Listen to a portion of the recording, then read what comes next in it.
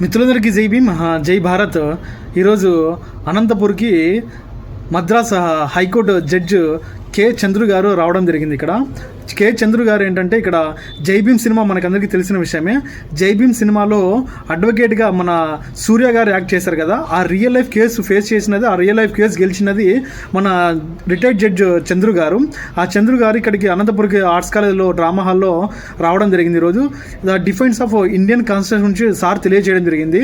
ఆ defence of Indian constitution నుంచి justice Chandru గారు తెలియజేస్తున్నప్పుడు ఏంటంటే, ఒక్కొక్క కీ పాయింట్స్ అనేటివి ఆ రియల్ లైఫ్లో కానీ అండ్ రియలిస్టిక్ లైఫ్లో కానీ మన చేస్తున్న గవర్నమెంట్ చేస్తున్నటువంటి ప్రతిపాదనలు, చేస్తున్నటువంటి అమెండ్మెంట్లు, మారుస్తున్నటువంటి పేర్లు అనేటివి ఉన్నాయి కదా, ఆ పేర్లు మార్చడం వల్ల వాళ్ళ ఉన్న వెనుక అంతర్యం ఏంటి, అండ్ ఆ ప్రభావం అనేది దేశానికి కానీ అండ్ ప్రజలకు కానీ ఎలాంటి పెనుమార్పులు అనేవి ప్రజల్లో వస్తాయనేది కూడా సార్ తెలియజేయడం జరిగింది.